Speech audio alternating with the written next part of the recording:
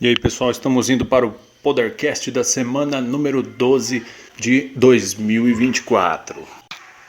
No último Podercast eu comentei sobre uma estratégia de como estudar ou se dedicar a coisas que você faz, resolvendo aquela questão de quando você tem muitas coisas que você quer dar atenção e essas coisas começam a conflitar entre si e deixam você paralisado frente a qual começar a trabalhar. Antes, encabeçando essa decisão, esse daí você pode ver no último vídeo lá, eu explicando os detalhes.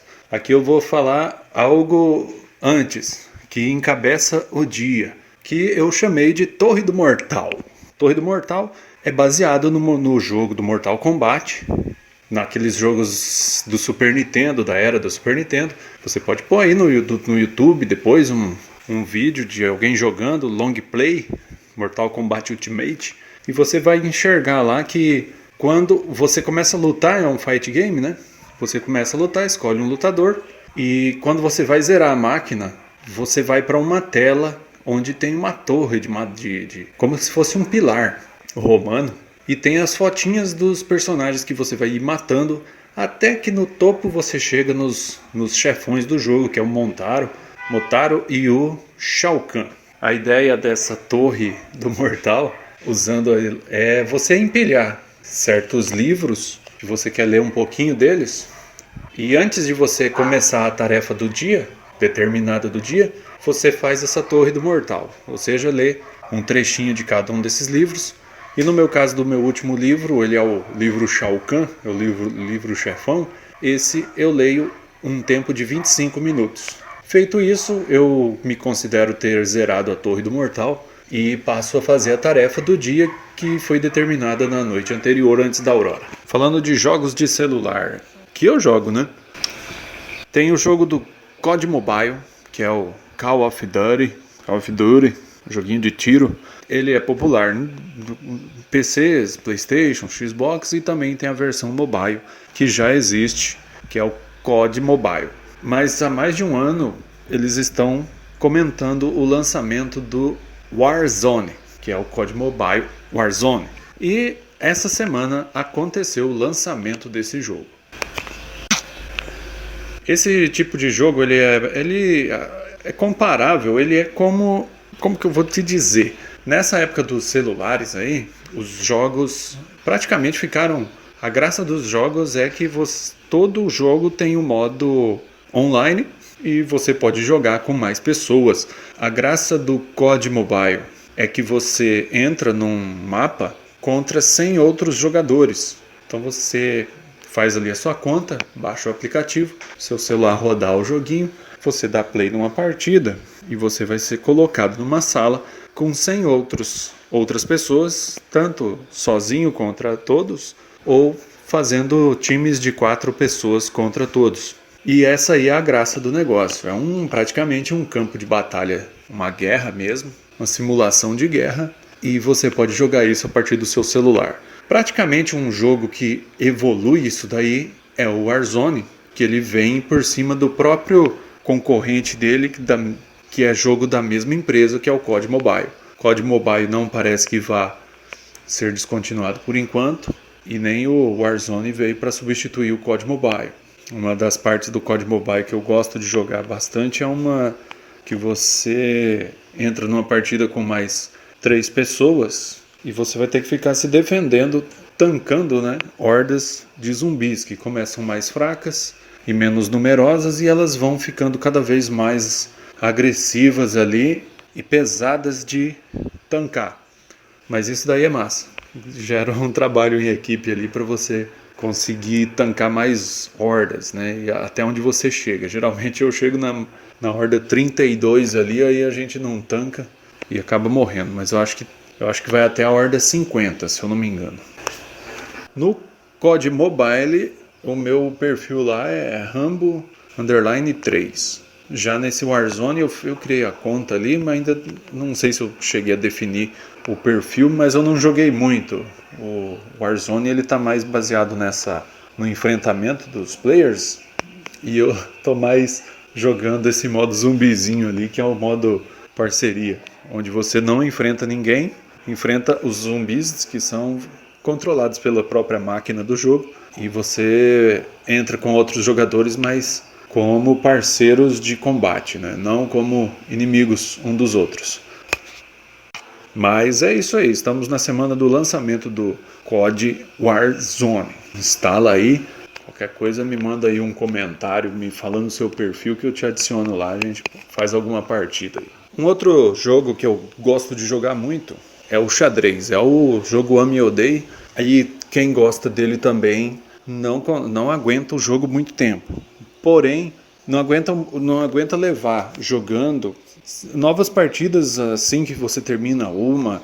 O que me acontece com o xadrez é um jogo que eu aprendi a respeitar pela complexidade, por ser um jogo fechado, as regras deles e peças já estão definidas, e é um jogo extremamente... vai do fácil ao complicado. É um jogo que oferece aí competições verdadeiras e que testa os jogadores e define quem é realmente melhor ou pior na questão do jogo, na habilidade, na inteligência, na análise lógica ali das partidas. Então é um jogo que realmente em um campeonato, como temos o melhor do mundo, esqueci o primeiro nome dele, mas é o Carlsen, Magnus Carlsen. Esse aí é o melhor do mundo atualmente no xadrez. E a galera não vence o cara, entendeu? Então é porque de fato ele domina o xadrez mesmo. E só quando esse cara, Magnus Carlsen, encontrar um desafiante que domina o xadrez mais do que ele vai perder o posto de primeiro do mundo. Ou quando ele começar a ter problemas cognitivos, ter deficiência, alguma coisa assim, ou devido a algum problema mental, ou devido à velhice. Só que é aquele negócio, se você estuda, lê e joga um jogo que nem o xadrez, seus neurônios ali, suas sinapses ali, elas estão trabalhadas e estão sempre sendo renovadas. Então é provável que você não vá ter esses problemas mentais na velhice. Mas seria isso daí que seria necessário para o Magnus Carlsen começar a perder partidas. São duas coisas, ou ele encontra alguém mais forte do que ele em xadrez, ou ele começa a ter esse déficit de cognição e por causa disso ele começa a perder o xadrez. Mas o jogo xadrez como um campo de enfrentamento e comprovação da superioridade de um adversário contra o outro, ele é perfeito.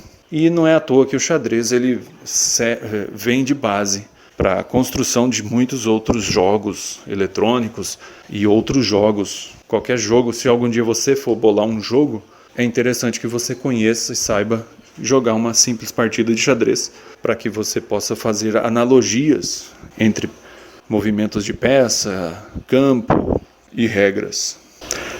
Vai te ajudar a ter uma iluminação muito boa e daí sairá um jogo equilibrado também, como é o xadrez. Nós estamos na semana também que está estreando no cinema 2 filmes, o Kung Fu Panda 4 e os 2 primeiros episódios da 4ª temporada do The Chosen, Os Escolhidos. Esse filme promete ser aí, ele vem sendo já, né? Já temos notícias de que ele está encabeçando a bilheteria, ele está à frente de Kung Fu Panda.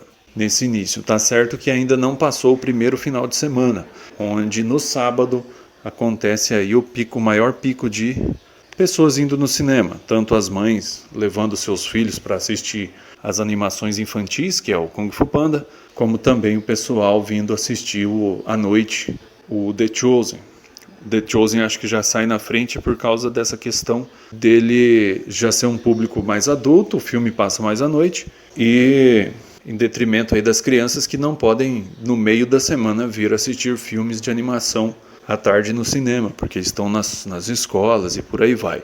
The Chosen também ele faz, por ser um filme religioso, ele cria aquele movimento nas igrejas, onde as igrejas se mobilizam, grupos de orações, grupos de jovens se mobilizam e acabam comprando lotes de ingresso, inclusive fechando sessões inteiras. Então, isso daí vai ajudar muito também na bilheteria do The Chosen, em ficar na frente do Kung Fu Panda. Se fosse qualquer outro filme, poderia não acontecer essa questão.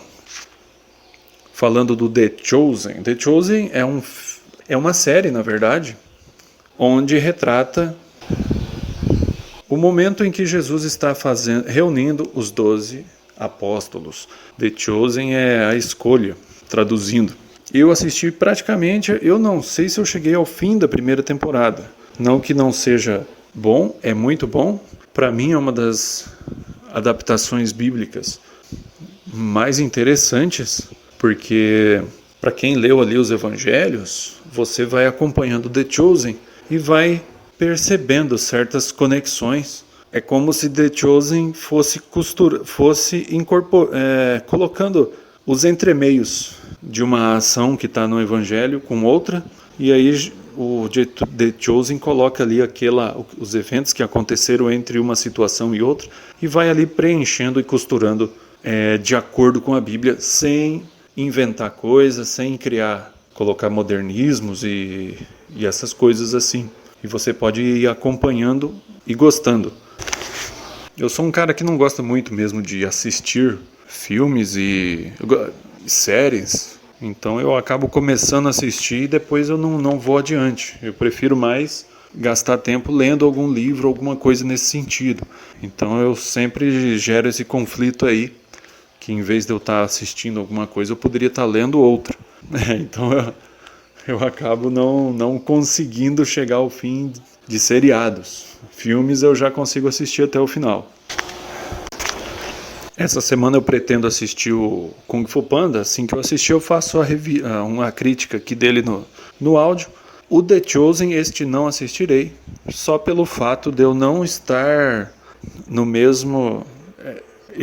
O filme que está passando no cinema é a abertura da 4ª temporada. Como eu acredito que eu não terminei de assistir nem a primeira, então não assistirei só para não ter spoilers mesmo.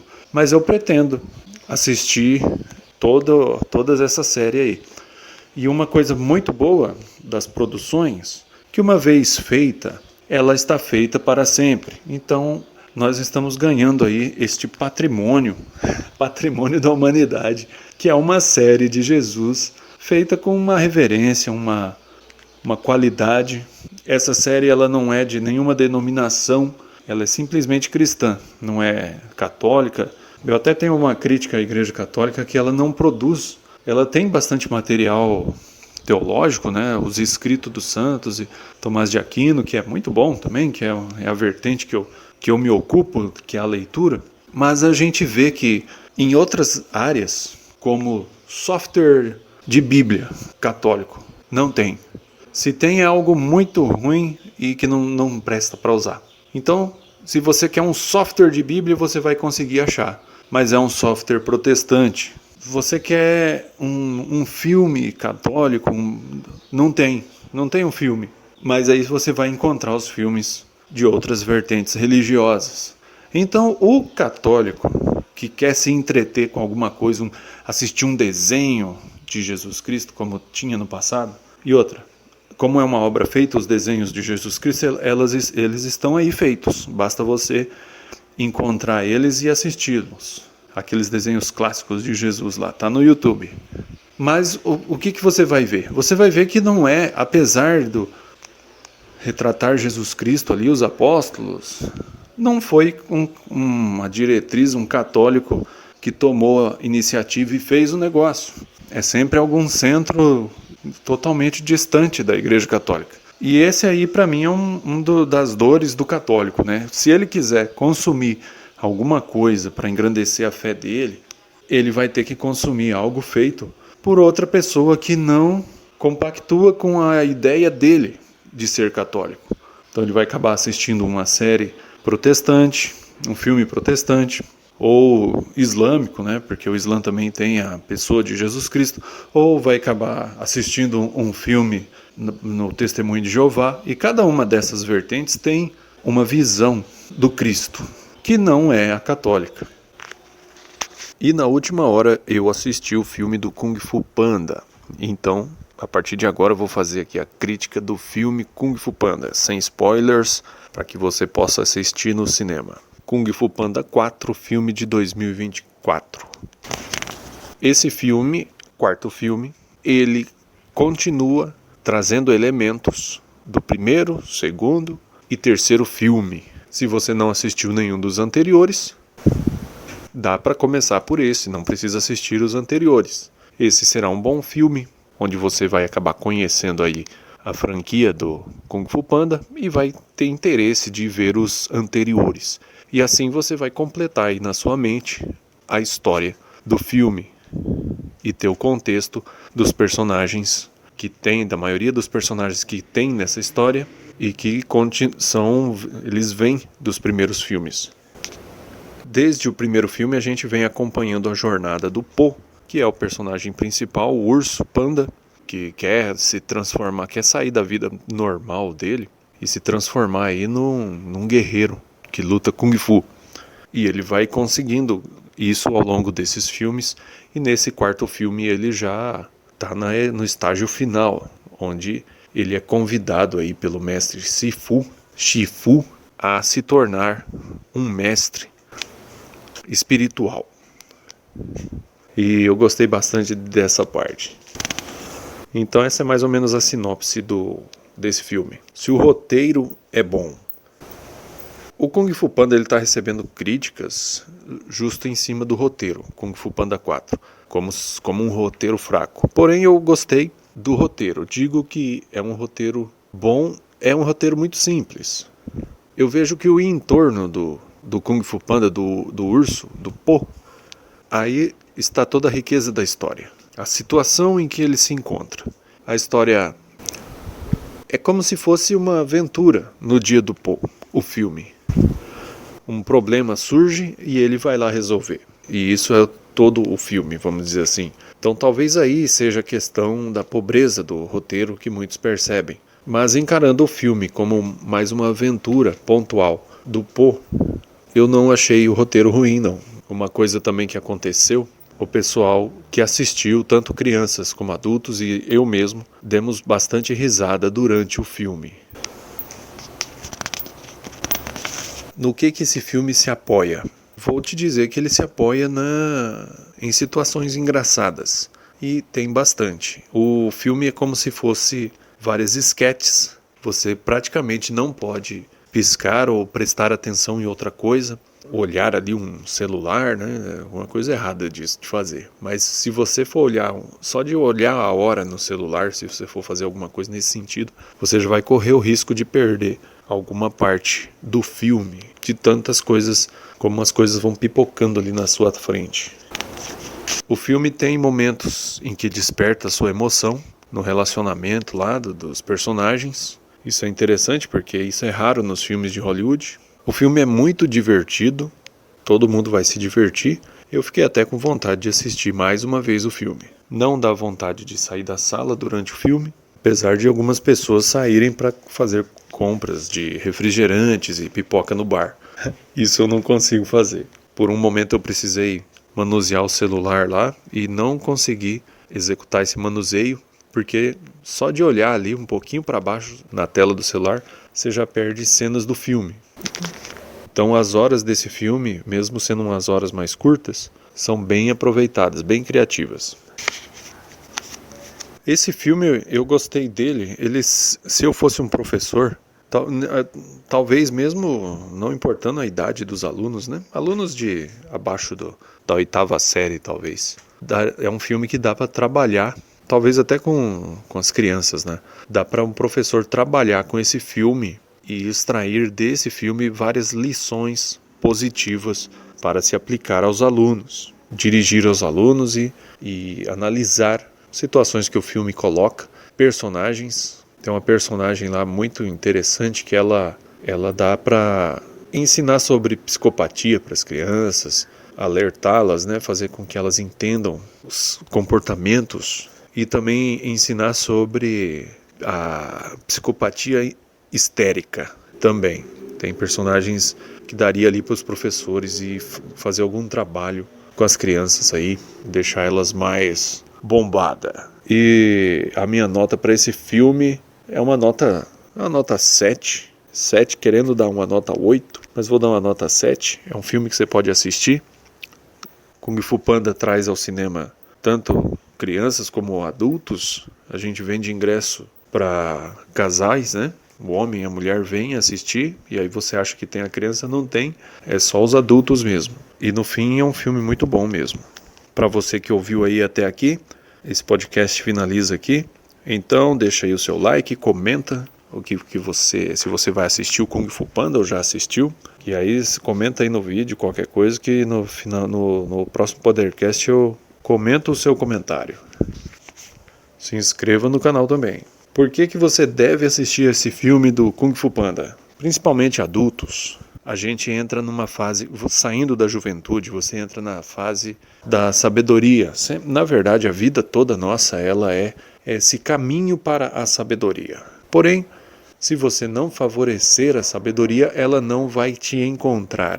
É como se você tivesse que ficar chamando a atenção da sabedoria para que ela venha até você. Se você simplesmente continuar vivendo como um jovem vive, a sabedoria não vai te encontrar, porque você não está procurando.